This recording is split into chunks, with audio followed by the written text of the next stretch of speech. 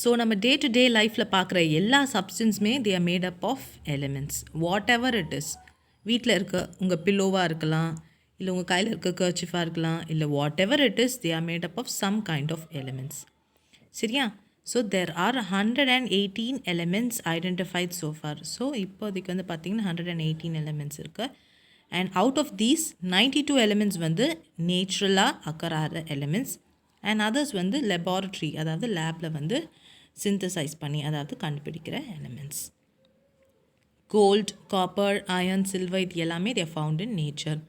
அதுவே elements like plutonium, neptunium, ப்ரோமீத்தியம், டெக்னீத்தியம் இது எல்லாமே லேபில் வந்து பண்ணுற எலிமெண்ட்ஸ். ஓகே, ஈச் எலிமெண்ட்ஸ் வந்து they are made up of tiny minute particles call atoms. So ஒவ்வொரு எலிமெண்ட்டும் எடுத்திங்கன்னா they'll be made up of some kind of minute particle, அதை தான் ஆட்டம் அப்படின்னு சொல்லுவோம். ஃபார் எக்ஸாம்பிள் கோல்டுன்ற ஒரு எலிமெண்ட் எடுத்துக்கிட்டிங்கன்னா அதுக்குள்ளே வந்து நிறைய கோல்டு ஆட்டம்ஸ் இருக்குது. இப்போ கோல்டு ரிங் எடுத்துக்கிட்டிங்கன்னா ஜஸ்ட் ஒரு ரிங்குன்னு தான் சொல்கிறீங்க, ஆனால் அதுக்குள்ளே எத்தனை கோல்டு ஆட்டம்ஸ் இருக்கும், அத்தனை கோல்டு ஆட்டம்ஸும் சேர்ந்து தான் ஒரு கோல்டு ரிங் வெளியில் வருது.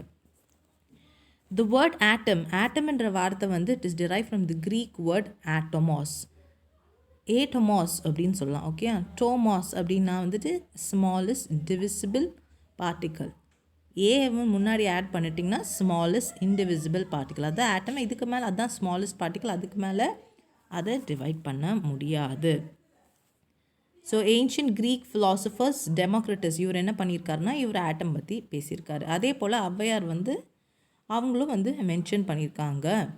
சரியா? ஸோ இது எல்லாமே சும்மா ஜென்ரல் இன்ட்ரடக்ஷன்லாம். So this is not much needed.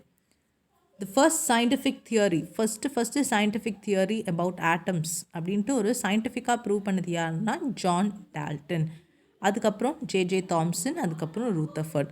So இவங்கெல்லாம் ரொம்ப ரொம்ப ரொம்ப இம்பார்ட்டன்ட். ஸோ யார் என்னென்ன கண்டுபிடிச்சாங்க, எலக்ட்ரான் யார் கண்டுபிடிச்சாங்க, கேத்தோட் ரேஸ்னால் என்ன, ஆனோட் யார் கண்டுபிடிச்சா, அந்த மாதிரி ஒரு சில விஷயங்களை நம்ம தெரிஞ்சுக்கணும். ஸோ ஃபர்ஸ்ட் வந்து Dalton's atomic theory.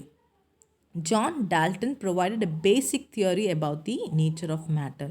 இவர் என்ன பண்ணார் அப்படின்னு பார்த்தீங்கன்னா ஒரு மாடல் வந்து டிவைஸ் பண்ணார். ஸோ அதுதான் Dalton atomic theory in 1808 based on it's experiments. So அந்த எக்ஸ்பெரிமெண்ட்ஸ் பேஸ் பண்ணி என்னென்ன அவர் கண்டுபிடிச்சார், என்னென்ன தியரியை வந்து முன் வச்சார் அப்படின்னு பார்த்தீங்கன்னா எல்லா மேட்டருமே they made up of extremely small particles call atoms. So all matter is made up of small particles call atoms. So Greek philosopher Democritus use the same name. So அதே டெமோக்ரிட்டஸ் யூஸ் பண்ண அதே நேமை தான் ஆட்டம்னு இவர் சொல்லிட்டாரு. So ஒரு எலிமெண்ட்டோட இருக்கிற எல்லா ஆட்டம்ஸுமே வந்து தேர் ஐடென்டிக்கல் ஆஃப் ஆல் ஆஸ்பெக்ட்ஸ். இப்போ கோல்டு எடுத்துக்கிட்டிங்கன்னா இது கோல்டு ரிங்கில் இருக்கிற எல்லா கோல்டு ஆட்டமும் வந்துட்டு எல்லாமே தேர் ஐடென்டிக்கல் சேமாக தான் இருக்கும். அதுக்குள்ளே இருக்கிற ஒவ்வொரு கோல்டு ஆட்டமோட சைஸும் ஷேப்பும் மாஸும் ப்ராப்பர்ட்டிஸ் எல்லாமே சேமாக தான் இருக்கும். அதே ஆட்டம்ஸ் டிஃப்ரெண்ட் எலிமெண்ட்ஸில் இருக்கிற ஆட்டம்ஸ் வந்து different size, mass, different properties இருக்கும். அடுத்து atoms can neither be created nor be destroyed. அடுத்து atoms of different elements may combine with each other into simple fixed ratio to form molecules. For example hydrogen and oxygen. So 2 hydrogen atoms combined with a single oxygen atom to form water molecule H2O வருதுல்ல. So அதுதான் இங்கே சொல்கிறாங்க. So atom is the smallest particle of matter that takes part in a chemical reaction. So Dalton atomic theoryனா என்ன, அவரோட தியரியில் என்னென்ன postulates என்னென்ன வந்து சொன்னார் அப்படிங்கிறது ரொம்ப ரொம்ப ரொம்ப ரொம்ப இம்பார்ட்டண்ட்டான விஷயங்கள். அதை நீங்கள் படித்தாங்க. அடுத்தது advantages of Dalton's atomic theory. So Dalton's தியரியோட அட்வான்டேஜ் என்ன அப்படின்னு பார்த்தீங்கன்னா it explains most of the properties of gases and லிக்விட்ஸோட ப்ராப்பர்ட்டிஸ் நிறைய எக்ஸ்பிளைன் பண்ணியிருக்காங்க. அதுக்கப்புறம் laws of chemical combination and law of conservation of mass. So chemical combination என்ன, conservation of mass என்ன அப்படின்னு பண்ணுறது வந்துட்டு இந்த புக்கில் வந்துட்டு கடைசி டாப்பிக்காக சொல்லியிருக்காங்க. அது டீட்டெயில்டாக அந்த வீடியோ வரும்போது நம்ம பார்த்துக்கலாம். அதுக்கப்புறம் this theory helps to recognise the molecular differences, elements and காம்பவுண்ட்ஸ்குள்ளே இருக்கிற மாலிகுலர் டிஃப்ரென்சஸை வந்து டிஃப்ரென்ஷியேட் பண்ணி படிக்கலாம். அடுத்தது வந்து லிமிட்டேஷன்ஸ். ஸோ இந்த டால்டன்ஸ் அட்டாமிக் தியரி என்னென்ன ஃபெயில் ஆகிடுச்சு, ஏன் வந்து ஒரு சில விஷயங்கள் அதை எக்ஸ்பிளைன் பண்ணாமல் போயிடுச்சு, என்னென்ன விஷயங்கள் அப்படின்னு பார்த்தீங்கன்னா atom is no longer considered is the smallest individual particle. அடுத்தது ஐசோடாப்ஸ் அண்ட் ஐசோபாரை எக்ஸ்பிளைன் பண்ணல. Atoms of same element have different mass. நம்ம ஏற்கனவே படித்தோம்ல இப்போ ஒரு கோல்டு ரிங் இருந்தால் அதில் இருக்கிற கோல்டு ஆட்டம் எல்லாமே வந்துட்டு சேம் ஐடென்டிக்கலாக இருக்கிற மாஸு, சைஸு, ஷேப், ப்ராப்பர்ட்டிஸ். ஆனால் ஐசோடோப்புன்றது வந்து atoms of the same element having different masses. So இந்த பர்டிகுலர் ப்ராப்பர்ட்டி அதை எக்ஸ்பிளைன் பண்ண தவிர்த்து, அதே போல் ஐசோபார் எக்ஸ்பிளைன் பண்ணலை. Atoms of different elements having same mass, அதையும் வந்து எக்ஸ்பிளைன் பண்ண முடியல. அடுத்தது substances made up of same kind of atoms may have different properties. For example, the atoms, for example carbon ஆட்டம்ஸ்னால மேடப் ஆன கோலாக இருக்கட்டும், கிரிஃபைட்டாக இருக்கட்டும், இல்லை டைமண்டாக இருக்கட்டும், அதோட ப்ராப்பர்ட்டிஸ் எல்லாமே வந்துட்டு டிஃப்ரெண்ட் தான். ஸோ கோல் எடுத்துக்கிறீங்க, இல்லை கிரிஃபைட் எடுத்துக்கிங்க, டைமண்ட் எல்லாமே கார்பன் தான், சரியா? ஸோ ஆனால் வந்து பார்த்திங்கன்னா அதோட ப்ராப்பர்ட்டிஸ், அதோட வேல்யூ எல்லாமே ரொம்ப டிஃப்ரெண்ட். ஸோ இதுதான் எக்ஸ்பிளைன் பண்ணிட்டாங்க. ஸோ இதுதான் John Dalton. So Dalton's atomic theory. அடுத்தது பார்த்திங்கன்னா சிஆர்டி பற்றி படிக்க போகிறோம். Cathode ray tube. இதை யார் கண்டுபிடிச்சா, எதுக்காக கண்டுபிடிச்சாங்க, இதிலேருந்து என்ன ரேஸ் வந்தது, ஸோ இது என்ன அப்படிங்கிறத பார்க்கலாம். இன் 1878 சர் வில்லியம் க்ரூக்ஸ். ஸோ இவர் என்ன பண்ணார் அப்படின்னு பார்த்தீங்கன்னா, சர் வில்லியம் க்ரூக்ஸ் ஒரு எக்ஸ்பெரிமெண்ட் பண்ணிக்கிட்டு இருக்காரு. ஒரு டிஸ்சார்ஜ் டியூப், இதுதான் இந்த பச்சை கலர் இருக்குது பாருங்கள், இதுதான் அந்த டிஸ்சார்ஜ் டியூப். ஒரு டிஸ்சார்ஜ் டியூப் வச்சு ஒரு எக்ஸ்பெரிமெண்ட் பண்ணிகிட்டு இருக்கும்போது சின்னதாக வந்து பார்த்திங்கன்னா திடீர்னு ஒரு விசிபிள் ரேஸ், 2 எலக்ட்ரோட்னா கேத்தோடு ஆனோடு 2 எலக்ட்ரோடு இருக்குல்ல, அந்த எலக்ட்ரோடில் பார்த்திங்கன்னா ஏதோ ஒரு விசிபிள், ஏதாவது பார்க்க முடியுற ஏதோ ஒரு ரேஸ் வந்து வந்துகிட்டு இருக்கான். இந்த ரேஸை தான் வந்து க்ரூக்கட் ரேஸ் ஆர் தி கேத்தோட் ரேஸ் அப்படின்னு சொல்லுவோம். So the discharge tube used in this experiments, இதில் யூஸ் பண்ண டிஸ்சார்ஜ் டியூப்பை வந்து க்ரூக்ஸ் டியூப்னு சொல்லலாம். இல்லை ரொம்ப பாப்புலராக நம்ம வந்து சிஆர்டி கேத்தோட் ரே டியூப்னு கூட நம்ம சொல்லலாம், சரியா? ஸோ இந்த கேத்தோட் ரே டியூப்பில் என்ன இருக்குது, மேலே பார்த்தீங்களா, இந்த cathode ray tube is a long glass tube. ஒரு பெரிய கிளாஸ் டியூப் இருக்கும், உள்ளே வந்து கேஸாக இருக்கும், 2 சைடும் வந்து சீல்டாக இருக்கும், ஓப்பனாக இருக்காது. ஒரு சைடில் ஒரு பிளேட் இருக்கும், மெட்டல் பிளேட், இன்னொரு சைடில் இன்னொரு மெட்டல் பிளேட் இருக்கும். இந்த பிளேட்ஸ் தான் வந்து எலக்ட்ரோட்ஸாக ஆக்ட் ஆகும். ஒன்று வந்து ஆனோட், இன்னொன்று வந்து cathode. And high voltage, so current வந்து அதில் பாஸ் பண்ணுவாங்க. The electrode which is connected to the negative terminal of the battery. So negative சைடில் கனெக்ட் பண்ணியிருக்கிறத வந்து கேத்தோடுன்னு சொல்லுவோம், பாசிட்டிவ் டெர்மினலில் கனெக்ட் பண்ணியிருக்கிறத ஆனோட்னு சொல்லுவோம். அது மட்டும் இல்லாமல் ஒரு சைட் டியூப் இருக்கும், அந்த டியூப் வந்து it is connected to a pump. இது எதுக்காக அப்படின்னா அந்த டிஸ்சார்ஜ் டியூப்குள்ளே இருக்க ப்ரெஷரை வந்து ரெடியூஸ் பண்ணும். இங்கே பாருங்கள் தெரியுதா, இதுதான் அந்த பம்ப், சரியா? இதுதான் அந்த கேத்தோட் சிஆர்டி டியூபோட கன்ஸ்ட்ரக்ஷன். என்ன நடக்கும் இப்போ இதோட ஒர்க், அதாவது இதோட எப்படி இருக்கும் இந்த சிஆர்டி டியூப்னு பார்த்தாச்சு. நெக்ஸ்ட் இதோட ஒர்க்கிங் என்ன அப்படின்னா, ஃபர்ஸ்ட் என்ன பண்ணுவாங்கன்னா, இந்த 2 எலக்ட்ரோடும் வந்துட்டு எலக்ட்ரிசிட்டிக்கு கனெக்ட் பண்ணிக்கிட்டாங்கல்ல, ஸோ ஹை வோல்டேஜை அப்ளை பண்ணுவாங்க, கிட்டத்தட்ட 10,000 வோல்ட்ஸை வந்து அப்ளை பண்ணுவாங்க. அண்ட் உள்ளே வந்து ஏதோ ஒரு கேஸ் இருக்கும், at atmospheric pressure no electricity flows through the gas. So இப்போ வந்து அதாவது ஹை டெம்பரேச்சர் வந்து அப்ளை பண்ணாங்க, 10,000 வோல்ட்ஸை அப்ளை பண்ணுறாங்க. அண்ட் ப்ரெஷர் அதை வந்து இருக்கிற ப்ரெஷரை ரொம்ப ரொம்ப ரொம்ப கம்மி பண்ணுவாங்க. எப்படி கம்மி பண்ணுவாங்கன்னா, அதில் இருக்கிற பம்பை வச்சு அந்த ப்ரெஷரை வந்து ரெகுலேட் பண்ணிப்பாங்க. அந்த சமயம் க்ரீனிஷ் க்ளோ, அதாவது ஒரு விசிபிளான லைட், ஒரு கிட்டத்தட்ட பச்சை கலரில் ஒரு விசிபிளான ரேஸ் வந்து தெரிஞ்சுதான் on the walls of the discharge tube behind the anode. ஆனோட்க்கு பின்னாடி வந்து ஒரு விசிபிள் பச்சை கலரான ரேஸ் தெரிஞ்சுதான்.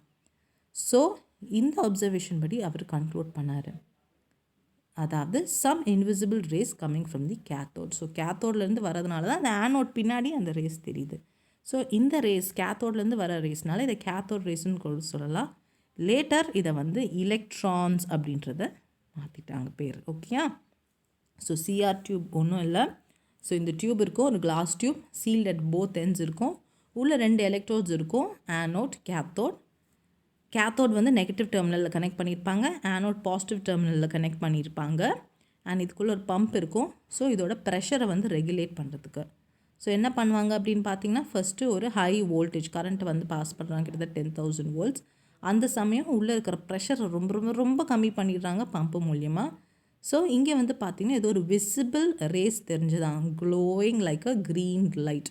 ஸோ அது எங்கே இருந்தது அப்படின்னா பிஹைண்ட் தி ஆனோட். ஆனோட் பின்னாடி இருக்கிறதுனால கண்டிப்பாக கேத்தோட் வழியாக தான் அது வந்திருக்கும், கேத்தோட்லேருந்து தான் வந்திருக்கும். ஸோ இது வந்து கேத்தோட் ரேஸ் இல்லைனா எலக்ட்ரான்ஸ் அப்படின்னு நம்ம சொல்லுவோம். ஸோ இப்படி தான் எலக்ட்ரான்ஸ் அப்படிங்கிற விஷயத்தை கண்டுபிடிச்சாங்க, சரியா? நெக்ஸ்ட்டு வந்து ப்ராப்பர்ட்டிஸ் ஆஃப் இந்த electrons R cathode race.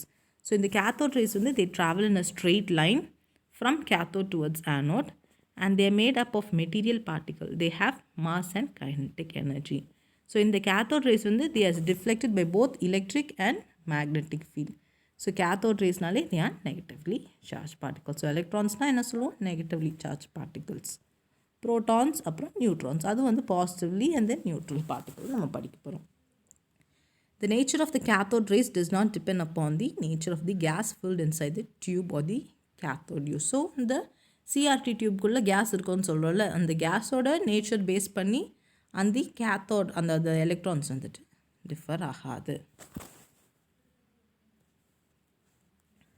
So this is how it is happens. So இங்கே வந்து பார்த்திங்கன்னா எமிஷன் ஆஃப் எலக்ட்ரான். ஸோ எப்படி வந்து அந்த ப்ராசஸ் நடக்குது, வோல்டேஜ் அப்ளை பண்ணி அப்புறம் பிஹைண்ட் தி ஆனோட் வந்து ஒரு லைட் தெரியுதுல்ல, அதுதான் இங்கே கொடுத்துருக்காங்க.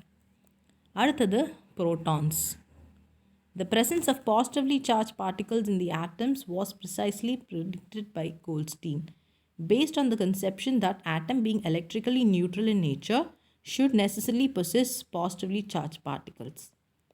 So Goldstein என்ன கண்டுபிடிச்சார்னா ப்ரோட்டான்ஸ்ங்கிறது பாசிட்டிவ்லி சார்ஜ் பார்ட்டிக்கல். எப்படி இது கண்டுபிடிச்சாரு? ஒரு ஆட்டமுங்கிறது வந்து எப்போவுமே நியூட்ரல்னு சொல்லுவாங்க.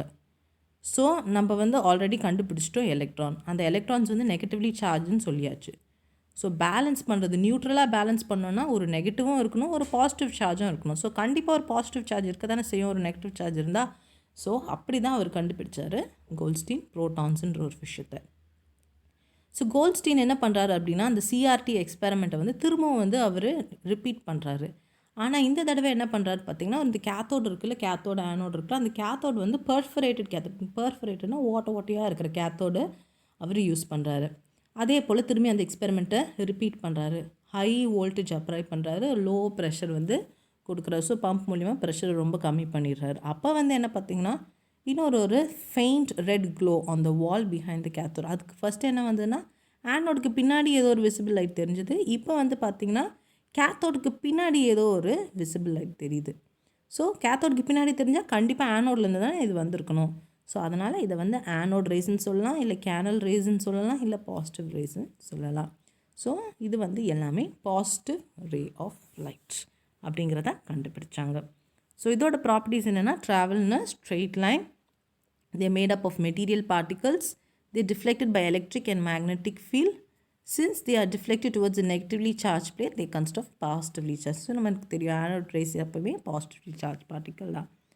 இந்த properties of anode rays depends upon the nature of gas. அங்கே என்ன பார்த்தோம், கேத்தோட் ரேஸோட ப்ராப்பர்ட்டிஸ் வந்து உள்ளே இருக்க சிஆர்டி டியூப்குள்ளே இருக்கிற கேஸை பேஸ் பண்ணி இருக்காது. ஆனால் இங்கே வந்து பார்த்திங்கன்னா இது டிபெண்ட் பண்ணி இருக்கும்ன்ட்டு சொல்லியிருக்காங்க.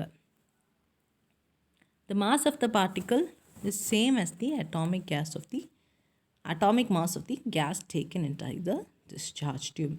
ஸோ உள்ளே இருக்கிற மாஸ் ஆஃப் த பார்ட்டிக்கல் வந்து same as the atomic mass of the gas. So எல்லாமே அது நம்ம படிச்சது தான். ஸோ கேஸ் டிபெண்ட் பண்ணி தான் அந்த ஆனோட் ரேயோட ப்ராப்பர்ட்டிஸ் மாறுன்றது தான் இங்கே கொடுத்துருக்காங்க.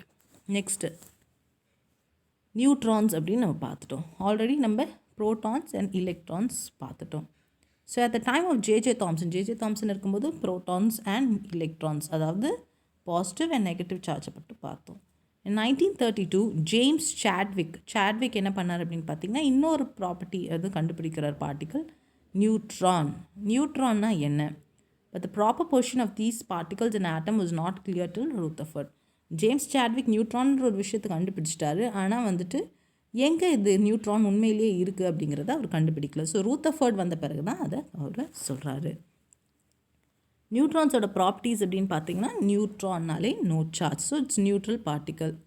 It has a mass equal to that of the protons 1.6 into 10⁻⁻24 grams. So இந்த ப்ராப்பர்ட்டிஸ் வந்து இங்கே பாருங்கள், எலக்ட்ரானோட மாசு, ப்ரோட்டானோட மாசு, நியூட்ரானோட மாஸ், இது எல்லாமே நீங்கள் படித்தானு தான். நெக்ஸ்ட் வந்து பார்த்தீங்கன்னா Thomson atom model. J.J. Thomson, an English scientist, proposed a famous atom model in the year 1904, just after the discovery of electrons. So தாம்சனோட ஆட்டம் மாடல் நம்ம பார்க்க போகிறோம். இதில் என்ன அப்படின்னு பார்த்தீங்கன்னா, Thomson proposed the shape of an atom resembles a sphere having a radius of order of 10⁻⁻10. The positively charged particles are uniformly distributed with electrons arranged in such a manner that the atoms is electrically neutral. ஒன்றும் இல்லை, இவர் எப்படி கண்டுபிடிச்சார் பார்த்தீங்கன்னா, ஒரு water melon தர்பூசணி எடுத்து பாருங்கள். உள்ளே வந்து பார்த்திங்கன்னா எப்படி இருக்கும், ஃபுல்லாக ரெட்டு கலரில் இருக்கும் தெரியும்ல. அதுக்கப்புறம் வந்து உள்ளே இருக்கிற விதைகள் வந்து பார்த்திங்கன்னா குட்டி குட்டியாக பிளாக்காக இருக்கும். ஸோ இவரோட மாடல் வந்து இப்படி தான். எப்படின்னா அந்த ஃபுல்லாக அந்த ரெட்டு கலர் இருக்குல்ல, அந்த ரெட்டு கலரை வந்து பாசிட்டிவ் சார்ஜ்னு எடுத்துக்கிட்டாரு. உள்ளே இருக்கிற அந்த பிளாக் சீட்ஸை வந்துட்டு எலக்ட்ரான்ஸ், அதாவது நெகட்டிவ் சார்ஜ். ஸோ ஃபுல்லாக பாசிட்டிவ் இருக்குது, டிஸ்ட்ரிபியூட் ஆகிருக்கு. அதுக்குள்ளே வந்து அங்கங்கே எலக்ட்ரான்ஸ் இருக்குது, நெகட்டிவ் சார்ஜஸ் இருக்குது. இது வந்து வாட்டர் மெலான் மாடலை வந்து டிபிக்ட் பண்ணியிருக்காரு. சரியா? The embedded electrons resemble the seed of the watermelon தான் இங்கே சொல்லியிருக்காங்க. The plum pudding atomic theory assumed that the mass of an atom is uniformly distributed all over the model. இவர் கொடுத்தது இதுதான். So limitations of Thomson's atom model. Thomson's model could successfully explain the electrical neutrality of an atom. However, it failed to explain the following. என்னென்ன fail ஆயிடுச்சு? Thomson model failed to explain how the positively charged sphere is shielded from the negatively charged electron without getting neutralized. So ஒரு பெரிய positive charge இருக்குது, அதுக்குள்ளே தான் வந்து electrons வந்து embed ஆகிருக்கு அப்படின்னு சொல்கிறாங்க. எப்படி வந்து பாசிட்டிவ் சார்ஜ் வந்து தனியாக இருக்குது, நெகட்டிவ் சார்ஜை விட தனியாக இருக்குது, எப்படி இது நியூட்ரலைஸ் ஆகுது அப்படின்றத அவர் சரியாக சொல்லலை. This theory explains only about the protons and electrons. ப்ரோட்டான்ஸும் எலக்ட்ரான்ஸ் பற்றி தான் சொல்லியிருக்காங்க. நியூட்ரான்ஸ், அந்த நியூட்ரல் சார்ஜ் பார்ட்டிகல் நியூட்ரானை பற்றி சொல்கிறத இங்கே நிறுத்திட்டாங்க. அவர் சரியாக சொல்லவே இல்லை. சரியா? ஸோ இது எல்லாமே அதோட லிமிட்டேஷன்ஸ். ஓகே, ஸோ இந்த வீடியோவில் நம்ம இவ்வளோ தான் பார்க்க போகிறோம். ஸோ டிஃப்ரெண்ட் மாடல்ஸ் பார்த்தோம். எப்படி வந்து கேத்தோட், அதாவது எலக்ட்ரான்ஸ் எப்படி கண்டுபிடிச்சாங்க, அதுக்கப்புறம் அதாவது பாசிட்டிவ்லி சார்ஜ் பார்ட்டிகல்ஸ் ஆனோட் எப்படி கண்டுபிடிச்சாங்க, அடுத்து என்ன நியூட்ரான்ஸை வந்து எப்படி கண்டுபிடிச்சாங்க, அதுக்கப்புறம் ஒவ்வொரு மாடல், டால்டன்ஸ் அட்டாமிக் தியரி, அதுக்கப்புறம் ரூதர்ஃபோர்ட் மாடல், கோல்ட்ஸ்டீன் எப்படி கண்டுபிடிச்சார், தாம்சன் எப்படி கண்டுபிடிச்சார் அப்படிங்கிற சில பேசிக்கான விஷயங்களை பார்த்துட்டோம். அடுத்த வீடியோ ரொம்ப ரொம்ப ரொம்ப இம்பார்ட்டண்டான வீடியோ, வேலன்சி. ஸோ இதை பேஸ் பண்ணி தான் உங்களுடைய 9th 10th ரொம்ப ரொம்ப ஈஸியாக இருக்கும். ஸோ கண்டிப்பாக அந்த வீடியோவை மிஸ் பண்ணாதமே பாருங்கள். நான் நெக்ஸ்ட்டு அந்த வீடியோ நான் போஸ்ட் பண்ணுறேன். இந்த வீடியோவில் ஏதாவது டவுட்ஸ் இருந்தால் post your queries. I'll get that clarified. Thank you, students.